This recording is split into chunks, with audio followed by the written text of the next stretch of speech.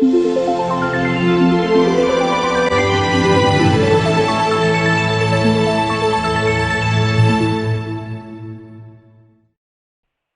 Friends, हम doctor दीपक तोमर। जैसा कि आज हमारी क्लास हमने बैंकिंग के ऊपर रखी है। दोस्तों, भारत की जो बैंकिंग व्यवस्था थी वो बिल्कुल ऐसी नहीं थी जैसी आज वर्तमान में व्यवस्था है। ये जो वर्तमान में व्यवस्था है इसकी देन कौन है? इसकी देन है अंग्रेज। जिस समय यहाँ पर अंग्रेज आए तो अंग्रेजों ने पहली बार यहाँ वो व्यापार करने के लिए आए थे और भारत में मुगल साम्राज्य की स्थिति बहुत मजबूत थी। जहांगीर के समय में, जहांगीर के बाद शाहजहां के समय में, शाहजहां के बाद औरंगजेब के समय में भारत बहुत मजबूत रहा। तो ये लोग यहाँ व्यापार करते रहे, 2-4 बार ये पिटे भी यहाँ पर, लेकिन उसके बावजूद होता क्या है, भारत में स्थिति कमजोर होने लगती है भारतीय राजाओं की। और जैसे जैसे उनकी स्थिति कमजोर होने लगती है तो यहाँ पर अंग्रेज मजबूत होने लगते हैं। और पहले इन्होंने ट्रेड पे कब्जा किया, फिर इन्होंने राजनीति पे कब्जा किया, और राजनीति पे कब्जा करने के बाद ये पूरी तरीके से भारत पर आर्थिक कब्जा कर बैठे। आर्थिक कब्जा जब कर बैठे तो इन्हें पैसे की आवश्यकता थी, और पैसा इन्होंने किस तरीके से कमाया, उस पैसे का एक रूटेशन बनाना था, एक रूटीन बनाना था। और रूटीन बनाने के लिए इन्हें वो काम करना था जो इनके यहाँ होता था। यानी कि हमारे यहाँ सिस्टम क्या था, पैसा जोड़ने का सिस्टम नहीं था, बैंकिंग सिस्टम इस तरीके का नहीं था, क्योंकि यहाँ की जलवायु, यहाँ की ज्योग्राफी, यहाँ का हिस्ट्री बिल्कुल अलग है।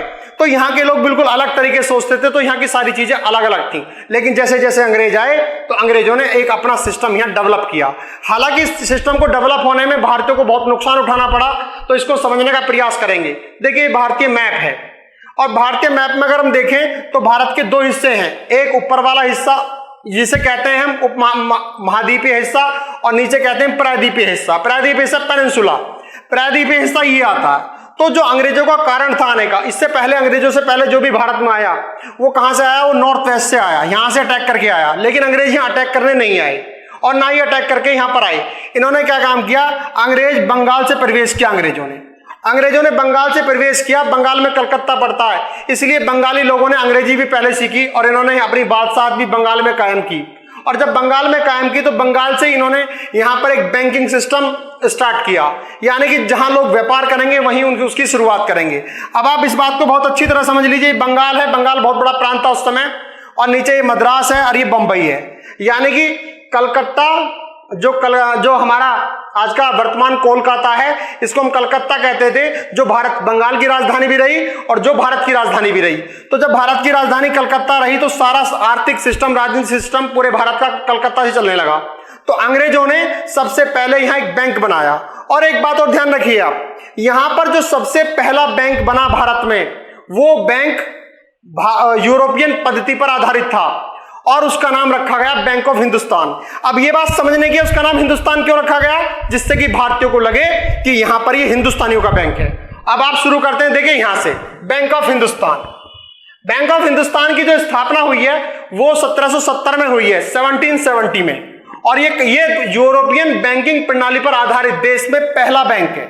देश में पहला बैंक जो बना कलकत्ता में बना। लेकिन ये बनाया किसने? ये बनाया एक प्राइवेट कंपनी ने, जिसका नाम था अलेक्जेंडर एंड कंपनी।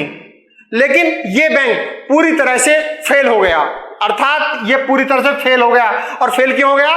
मैंने आपको पहले बताया कि भारतीय लोग इस व्यवस्था में बिल्कुल विश्वास नहीं रखते थे, इसलिए बैंक फेल हो गया। ये पूरी तरह से यूरोपियन बैंक था। हालांकि इसको हम पहला बैंक कहते हैं, लेकिन ये पहला भारतीय बैंक नहीं है।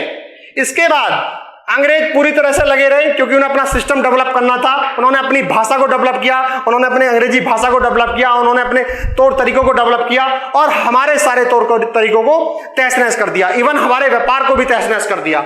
इसके बाद क्या होता? बैंक ऑफ बंगाल देखिए, बैंक ऑफ बॉम्बे और बैंक ऑफ मद्रास। फिर आप समझने की कोशिश कीजिए, ये प्रायद्वीपीय भारत है, ये बॉम्बे है, ये मद्रास है, बंगाल है, यहां से शुरुआत होती है। ये दिल्ली पे कब्जा करने नहीं आ रहे, ये कहां रहे? ये आर्थिक रूप से कब्जा करने के आ रहे हैं। तो इन्होंने पूरा का पूरा पेनिनसुलर इंडिया लिया, और यहां इन्होंने बैंक ऑफ बंगाल, यानी कि इस जगह 1806 में बैंक ऑफ बंगाल बनाया, और बॉम्बे में 1840 में बैंक ऑफ बॉम्बे बनाया, और बैंक ऑफ मद्रास, यानी कि जो वर्तमान में तमिलनाडु की राजधानी है, जिसको आज हम वर्तमान में क्या कहते हैं? चेन्नई कहते हैं। ऐसी स्थिति में यहां पर तीन बैंक बहुत ही इंपॉर्टेंट हो जाते हैं, 1806, 6, 40, 43, यानी कि 1806 में बैंक ऑफ बंगाल, 1840 में बैंक ऑफ बॉम्बे और 1843 में बैंक ऑफ मद्रास। अब क्या होता है, कुछ दिन बाद इन तीनों बैंकों को मिला दिया जाता है और मिलाकर इन तीनों बैंकों को क्या कहा जाता है, प्रेसिडेंसी बैंक कहा जाता है।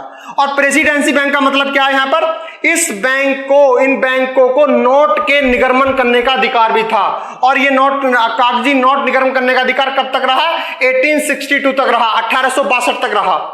अब देखिए इस सिस्टम को कैसे डेवलप हुआ है आगे सिस्टम। इस सिस्टम का डेवलप होने के बाद क्या होता है, इन तीनों बैंकों को मिला दिया जाता है आपस में। जैसे आजकल आप वर्तमान में देख रहे हैं, थोड़ी देर आप जब पूरी क्लास देखेंगे तो उसमें हमने कुछ शॉर्टकट तरीके भी तैयार किए। तो इन्होंने क्या किया, इन्होंने तीनों बैंकों को मिला दिया है और तीनों बैंकों को मिलाने के बाद इसका नाम क्या रख दिया, imperial bank of India. Imperial नाम रख दिया। अब इंडिया का है तो ऑफ इंडिया हो गया। और ये काम कब किया, ये काम किया 1921 में। 1921 में तीनों बैंकों को मिलाकर एक बैंक बना दिया गया जिसका नाम इंपीरियल बैंक ऑफ इंडिया रख दिया गया। और देखिए 1921 के बाद इसी बैंक को, जो आज वर्तमान में हमारा सबसे बड़ा कमर्शियल बैंक है जिसका नाम SBI है, स्टेट बैंक ऑफ इंडिया, इसको 1955 में इसी इंपीरियल बैंक को चेंज कर इसका नाम क्या रख दिया गया, स्टेट बैंक ऑफ इंडिया।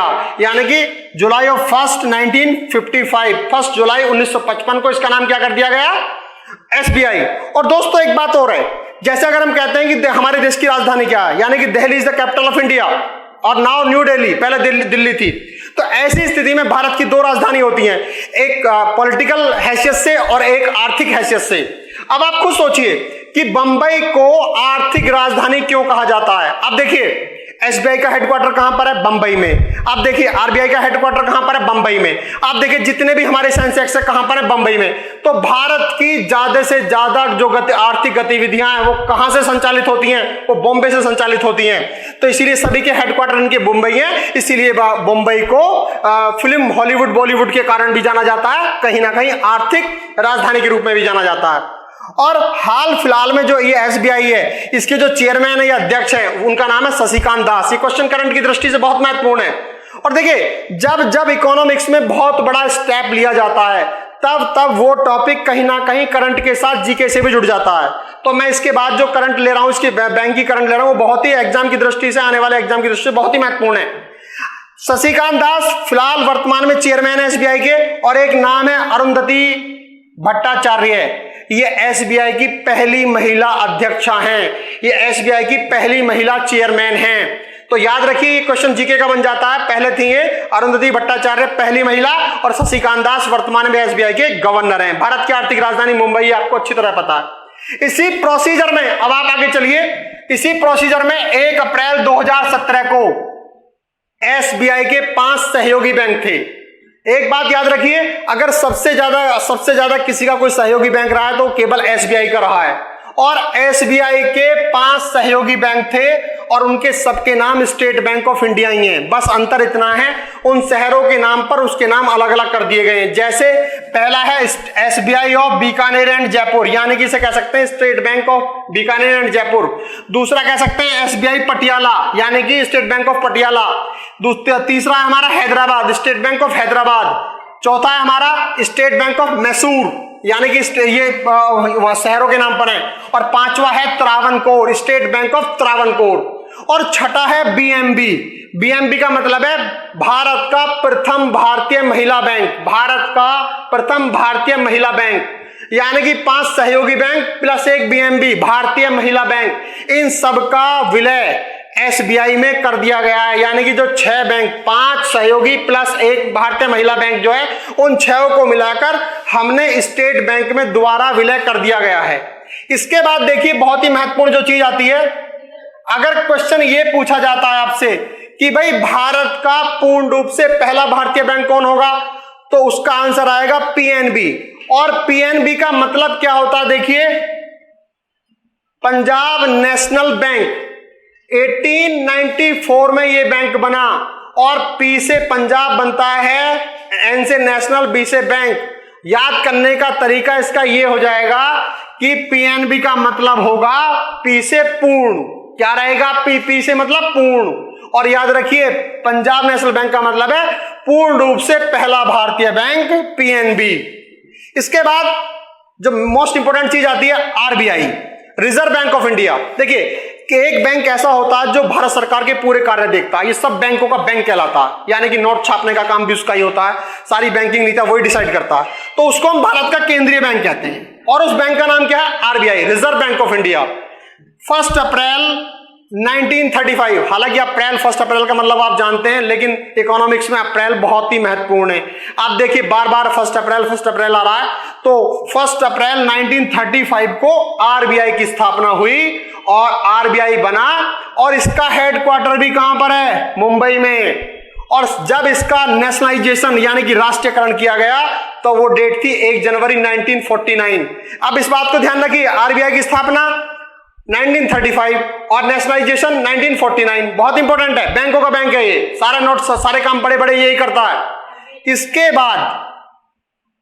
इसके बाद जो प्रोसीजर चलता है, देश के 14 बैंकों का राष्ट्रीयकरण कर दिया गया 6 जुलाई 1969।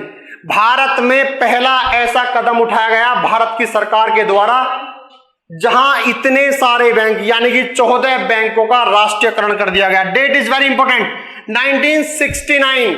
उसके बाद 1969 के बाद 1980 यानी कि 1980 में 6 बैंकों का फिर राष्ट्रीयकरण हो गया। राष्ट्रीयकरण का मतलब समझिए, जो बैंक 50 करोड़ की हैसियत रखते थे उन 14 बैंकों को राष्ट्रीयकरण कर दिया गया, सरकारी बना दिया गया।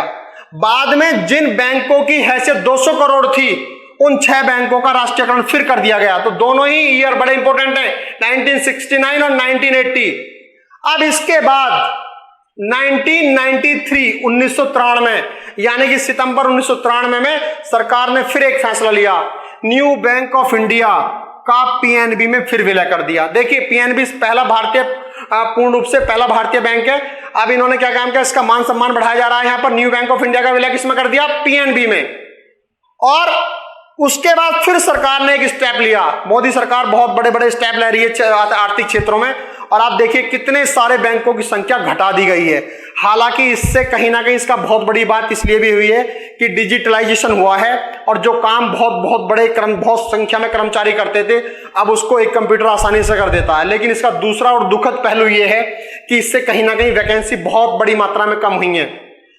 मोदी सरकार ने एक फैसला लिया 1 अप्रैल 2019 को, उसने विजया बैंक और देना बैंक इन दोनों का विलय कर दिया बैंक ऑफ बड़ौदा में। इसका याद करने का तरीका कैसा है? विजय मेरा सामान बड़ौदा के रेलवे स्टेशन पर दे देना। तो विजय कौन कहां देगा? देना मतलब देना बैंक, विजय मतलब विजया बैंक, और कहां देगा? बड़ौदा में। यानी कि विजया बैंक और देना बैंक दोनों का विलय किसमें कर दिया गया है? बैंक ऑफ बड़ौदा में। इसके बाद अभी बहुत कुछ होना बाकी है और बहुत कुछ होना बाकी था, यानी कि 1 अप्रैल 2019 के बाद 1 अप्रैल 2020 को फिर एक बहुत बड़ा स्टेप लिया गया, और इस स्टेप ने बहुत सारे बैंकों का फिर दोबारा विलय कर दिया, और इसने एक तरीके से इकोनॉमिक्स में एक बहुत बड़ा चेंज आया। अब ये चेंज अच्छा है बुरा है ये तो खैर वक्त ही बताएगा, लेकिन 1 अप्रैल 2020 यानी कि अगर मैं कोरोना का छोड़ दूं तो कोरोना को छोड़कर ये दूसरी सबसे बड़ी खबर होगी, दूसरा सबसे बड़ा कार्य होगा। अच्छा होगा या बुरा होगा ये तो खैर रिजल्ट बाद में बताएगा। 2 बैंक ओबीसी,